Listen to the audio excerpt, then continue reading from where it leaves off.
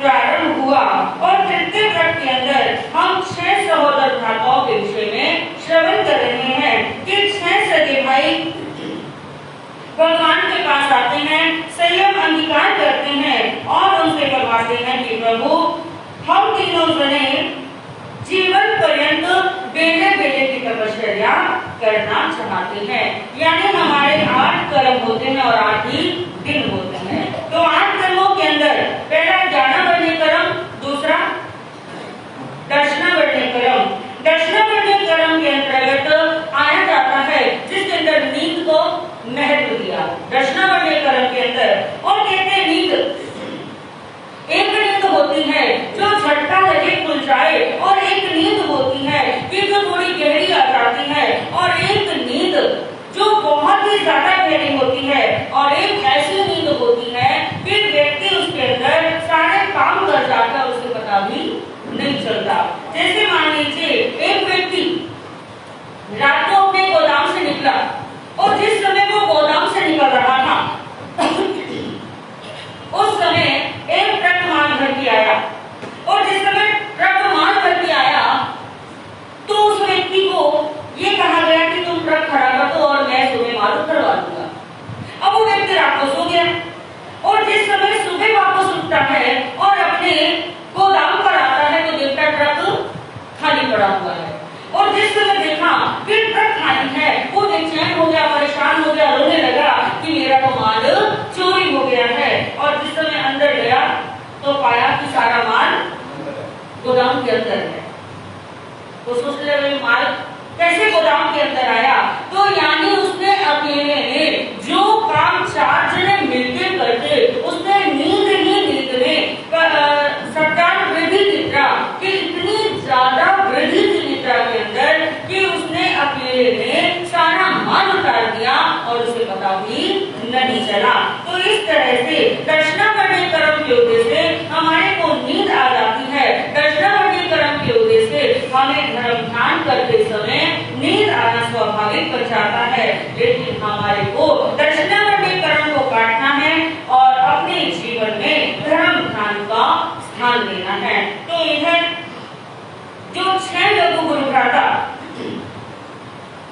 भगवान के पास बेले बेले तपस्या करने की उन्होंने आज्ञा मांगी और जिस समय प्रभु ने उन्हें आज्ञा फरमाई और प्रभु ने कहा इसमें तनिक भी विलंब ना करो। आज्ञा होने पर 6 मुनिराज बेले बेले की तपस्या कर आत्मानंद में रमन करते हुए विचरण करने लगे। यानी वो आनंद में है। कोई भी बहने बिना सर ढके ना बैठे, बार बार बोलने की आवश्यकता ना पड़े, इस चीज का सभी जगह ध्यान रखें। कोई भी भाई और कोई भी बहन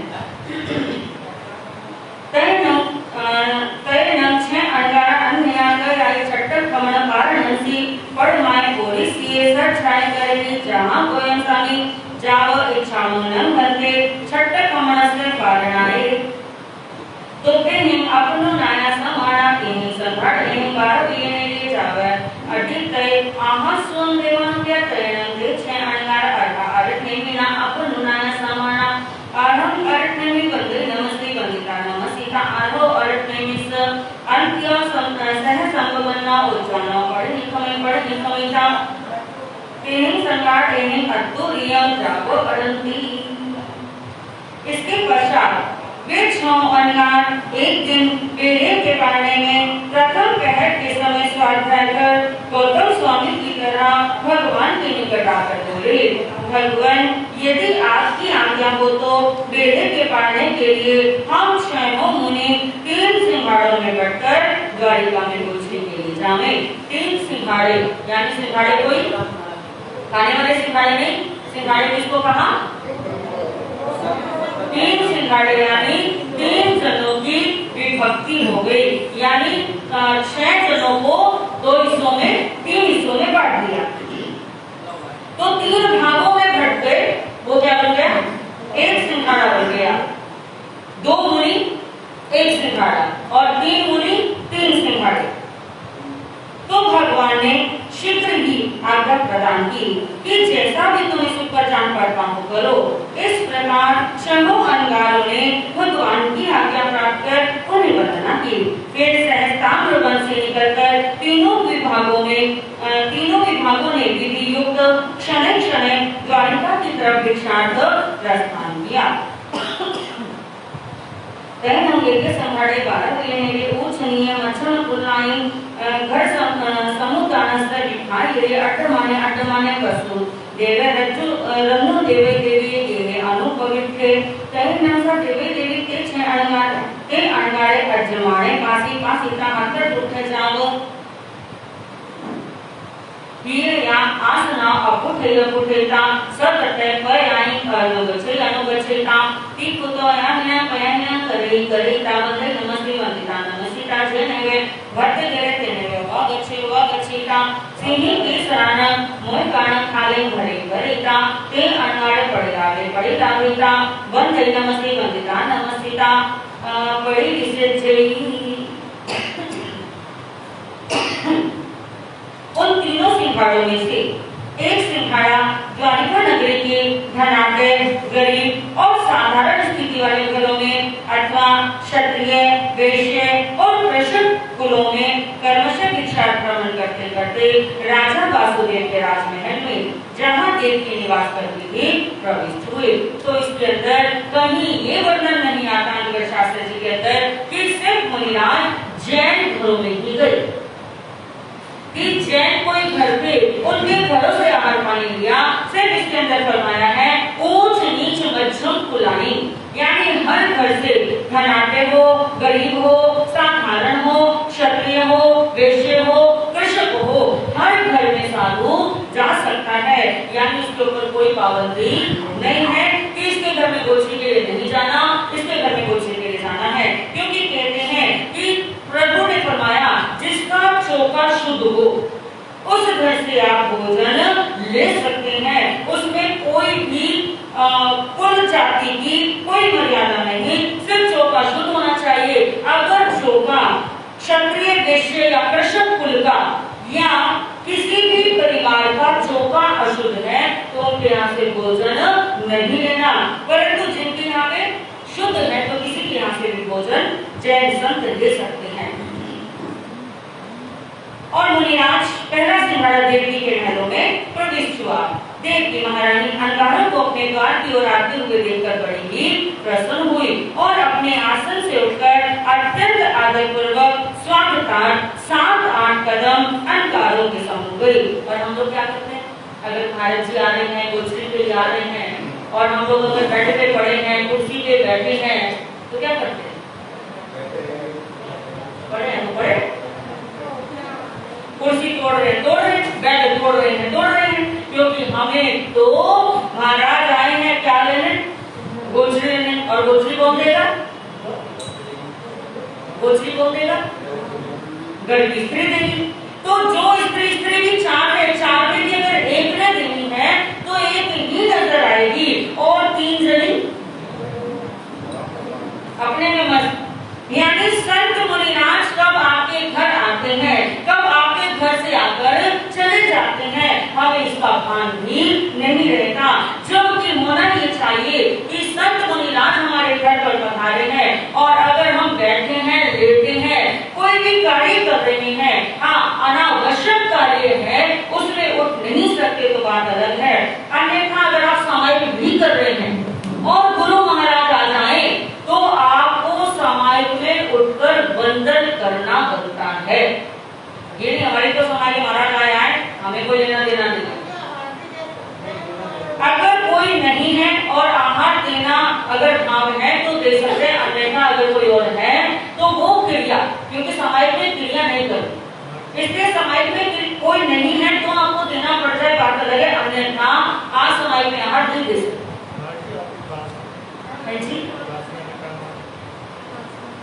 अगर एकादशी आप लगा रहे हैं तो उसमें तो आप खड़े नहीं हो सकते, लेकिन आप वंदन जरूर कर सकते हैं। ऐसा नहीं कि चलो खाए जा रहे हैं तो खाए जा रहे हैं, महाराज आ गए और हम आन दे और अंदर जान दे, वो वाली स्थिति नहीं होती। अगर हम एकादशी लगा रहे हैं और उस समय मुनिराज आ जाए तो आप अपनी थाली को खिसका के वहीं से बैठ कर भावपूर्वक वंदन कर सकते हैं।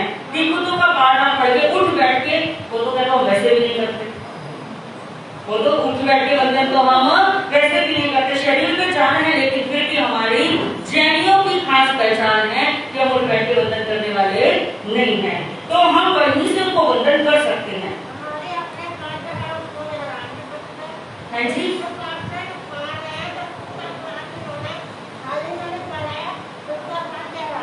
नहीं वो गहराने, हाँ अगर आप एक आसन लगा रहे हैं और संत मुनिराज आ जाते हैं तो आप अपनी थाली में जो सूचा भोजन है उसमें से आप मुनिराजों को बहरा सकते हैं, उसमें कोई दिक्कत नहीं है।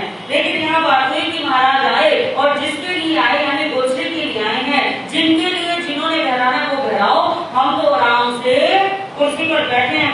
कई परिवारों से देखते हैं हाथ भी नहीं जोड़ते, खड़े नहीं होते, वंदन नहीं करते, यानी हम जैनत्व की इतनी बड़ी पहचान बना ली, स्थानक आएंगे तो वंदना होगी। और महाराज अगर गोश्री के लिए आए हैं तो हम लेटे हैं तो लेटे रहेंगे, कमरे में बैठे हैं तो बैठे रहेंगे, हमें कोई फर्क नहीं पड़ता।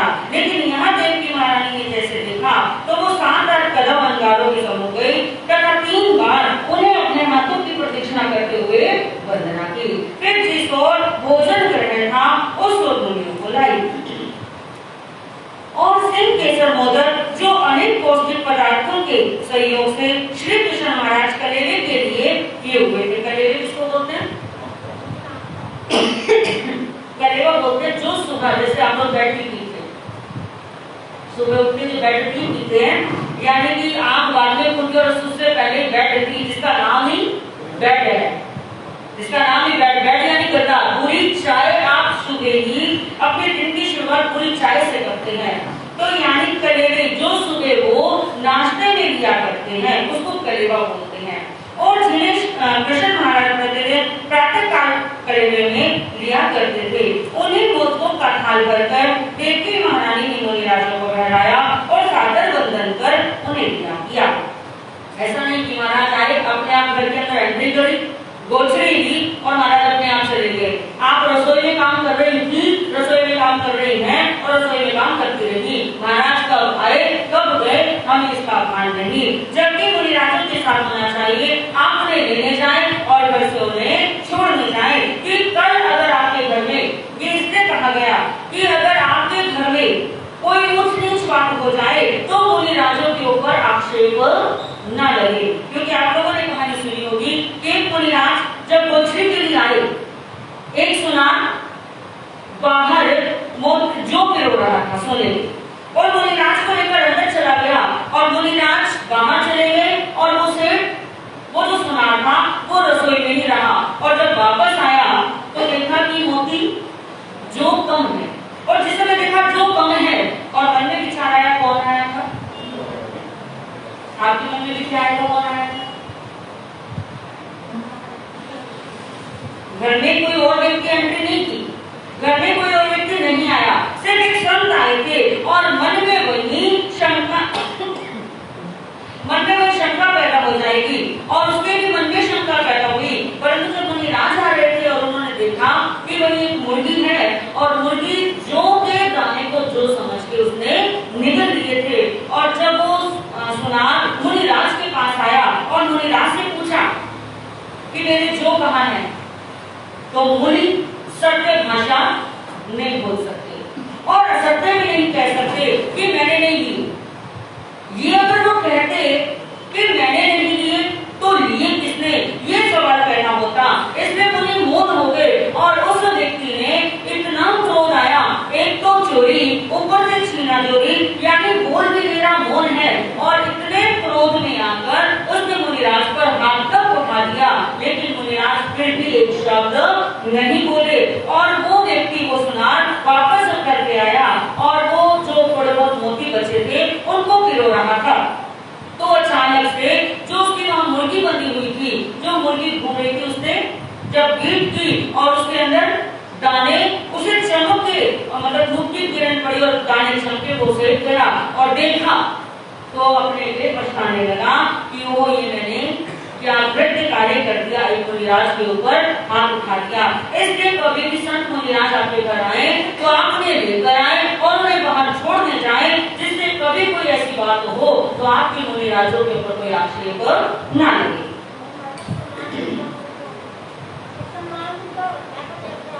सम्मान उनको लेके आना छोड़ के आना सम्मान है, लेकिन उसके साथ में ये भाव भी है कि कल कोई बात होने लगे तो मुनि राजों के ऊपर कोई आक्षेप ना हो।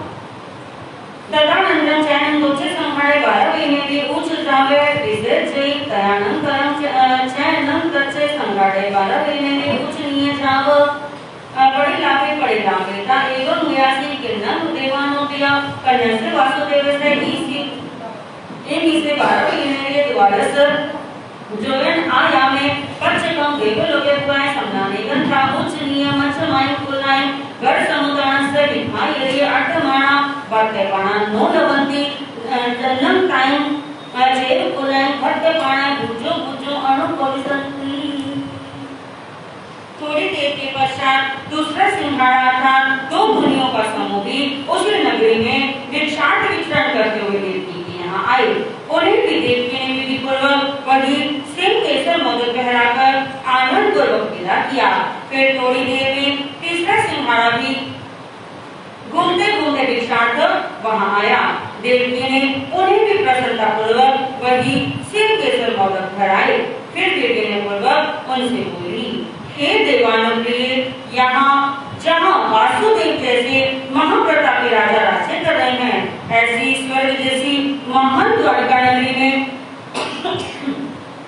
इतने घर होते हुए भी क्या आपको भोजन नहीं मिला, जिसके कारण आपको 3 बार पधारने का कष्ट उठाना पड़ा।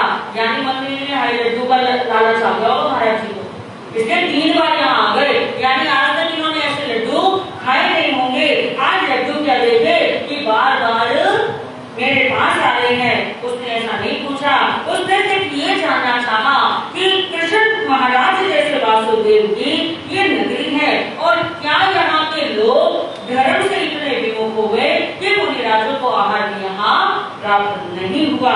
इस भाव से देवकी महारानी ने मुनि राजों से पूछा।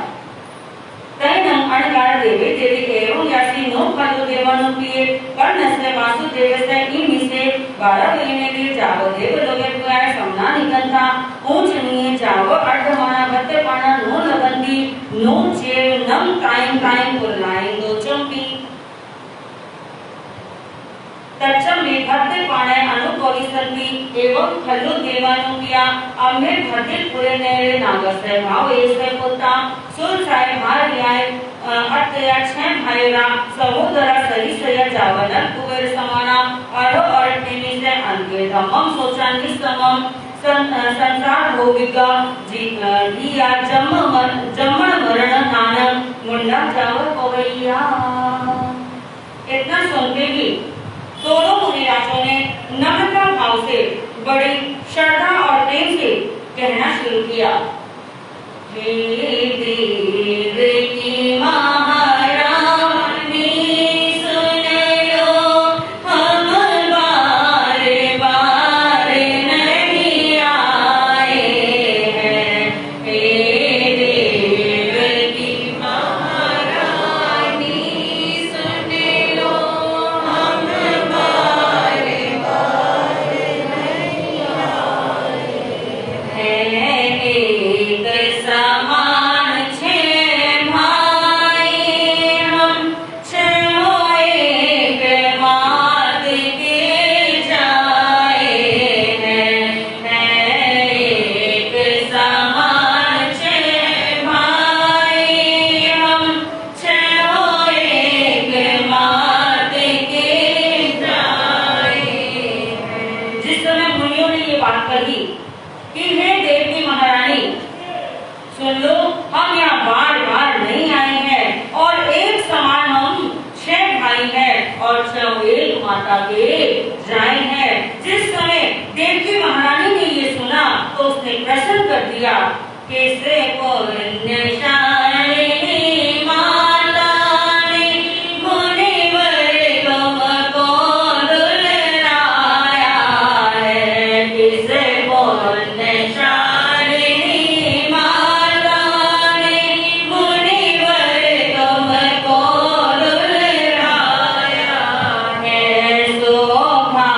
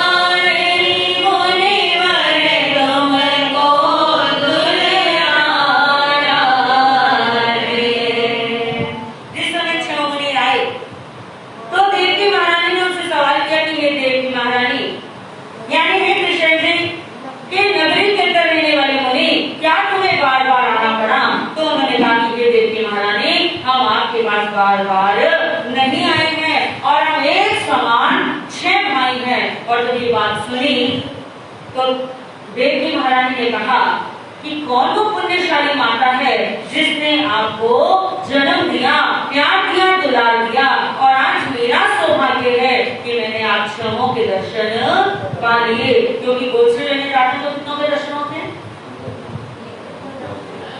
एक के दर्शन होंगे, 2 के दर्शन होंगे। अब हम 4 हैं तो हमारे दूसरे के लिए जो जाते हैं तो कितनों के दर्शन मिल जाते हैं आपको? 1 के नहीं तो 2 के, और 2 के दर्शन आपको नहीं मिलते। तो लेकिन वो कहती है देवकी महारानी, मैं बड़ी सौभाग्यशाली हूँ कि मुझे आज 6 अंगारों के दर्शन मिले, 6 अंगारों को मैंने आज दर्शन पाए हैं। तो कहते हैं कि आप कौन सी नगरी से जन्मे हो, कौन आपके माता पिता है? तो कहने लगी भद्रपुर के रहने वाले हैं और हमारे माता का नाम सुलसा है और नाम के महर्षि गाथापति पिता जो है वो हमारे पिता कहलाए हैं। तो इसलिए हम लोग बचपन कोई ना किधर ध्यान दो, उधर चल रहा है, आप इधर ध्यान। तो जो किरणा है हमारा जो बचपन था, किरणा अध्ययन में बीत गया और जब बालकपन हमारा निकला तो हमारे को तरुणाई आई, जवानी आई और जिस समय हम जवान हुए तो हमारी 32 कन्याओं के साथ कितनी 32 कन्याओं के साथ हम 6 भाइयों का विवाह हुआ। हम सब ने केड़े खाए हैं और जब हम शादी कर चुके थे उसके बाद आधा अर्ज में भी प्रभु वहां पधारे, उनकी वाणी सुनी और उनकी वाणी सुनकर हमें वैराग्य उत्पन्न हो गया और हम लोगों ने संयम अंगीकार कर लिया। तो जिस समय देवकी महारानी ने सुना कि 6 पुत्र और 6 ने दीक्षा ले ली तो एकदम देवकी महारानी कहने लगी, कैसे माने क्या देगी? अरे तुम 6 नल कुबेर के समान एक रूप, एक रंग, एक कांति और देव पुत्र वो 6 के 6, कैसे उस माँ ने तुम्हें आज्ञा दी होगी, कैसे उसने वियोग का दुख झेला होगा, क्या बीती होगी उसके हृदय पर क्या बीती होगी जब तुमने कहा होगा कि हम सब क्या करना चाहते हैं, दीक्षा लेना चाहते हैं। तो उन्होंने कहा और कहने लगी कि मुनिनाथ ये कुछ देर मैंने आपको देखा है तो आपको देखकर मुझे ऐसा लगा मानो मैंने कृष्ण को देख लिया हो। मेरे को भक्ति भावना तो पैदा हुई, भक्ति भावना के साथ मैंने आपको वंदन तो किया लेकिन साथ में मुझे आपके प्रति वात्सल्य यानी प्रेम भी उमड़ कर आया है। तो देवकी महारानी ने जब ये बात कही और कहने लगे कि हम भाई अलग अलग आए हैं, अब 6 सहोदर भाइयों ने भगवान श्री हरिदेव का उपदेश श्रवण कर जन्म मरण एवं सांसारिक दुखों से भयभीत हो भगवान के पाद दीक्षा ग्रहण की है। कहीं हमने अर्चित चयन तम हमें जम सेवं दिवसं पवयतम सेवं दिवसं अरत अरण्यमि वंदामो नमः सामो एवं एयारुवे अभिकम अभिज्ञानमो इच्छामो नम भद्रे। तो कहीं अपनुनाया समाना दावा आहस्व देवानुज्ञा कहीं हमने अरह अरण्यमि से अपनुनाया समाना जाव जीवाय छठम छठनम जाव विहरामो तम हमने अजय छठे खमन पारणसी परमाय कोरी से जाव अजमाना तब केहन अल्पविठा तम दो कलो देवानु किए तम सेव न हमने अमंग न अन्य देवी देवी बंदे बंदेता चामे दिशा पाप हुए तामे दिशा पड़ी गए। हमने जिस दिन दीक्षा धारण की उसी दिन से भगवान की आज्ञा प्राप्त कर बेले की तपस्या करने की प्रतिज्ञा की है और इसी के अनुसार बेले पालना कर रहे हैं। आज हमारे 6 के बेले का पालना है।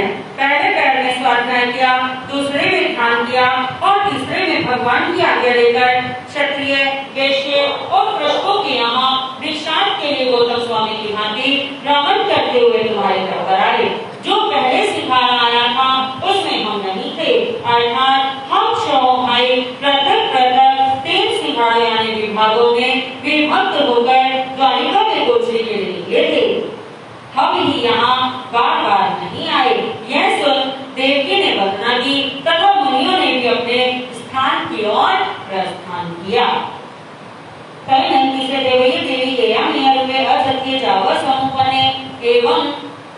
मामं कोलास करने रे अयोतेन कुमार समयन कालतेन भागरिया तो मग नम देवानो के अठर पुते पया ईससी सरी से जावन कुबेर समाने नो चेर नम घरे पासे अन्य अमियाव ताली से पोते पयाई सती तम नम इच्छा एवं पक्षमेव दिसती घरे पासे अन्यावी अमियाव पलु एडी से जावर पुते पया याव तम गच्छामि न अरा करते नि बदामि नमो समेवतिता नमस्सिता एवं चैनम एया रूपम वागरणम पूज्य स्वामी ती कटु एवं संपेहिता कौटुंबिक पुरुष श्रद्धावेता एवं व्यासी लघु करण वरण जावर ओठेंती जामा देवानंतर जावर बजवा सही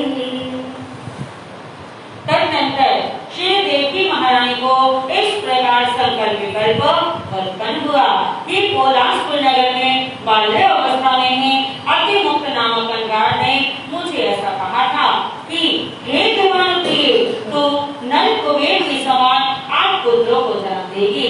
वैसे पुत्रों को भरत क्षेत्र में अन्य कोई भी माता जन्म ना दे सकेगी, परंतु उनका यह कहना मिथ्या हुआ, क्योंकि भरत क्षेत्र में अन्य माताओं ने भी तो ऐसे पुत्रों को जन्म दिया है जिनको मैं प्रत्यक्ष देख रही हूँ, मगर साधुओं की वाणी कभी निष्फल नहीं होती। अतः मैं जाऊं और अरिष्टनेमि भगवान की वंदना कर अपने ऐसे समस्या को मिटाऊं। ऐसा विचार कर उसने अपने सेवकों को बुलाया और एक सुंदर रथ सजाने की आज्ञा दी। आज्ञा पाते ही तुरंत रथ सहित वे आप प्रस्तुत हुए। तब देवी ने रथारूढ़ होकर भगवान की शरण ली।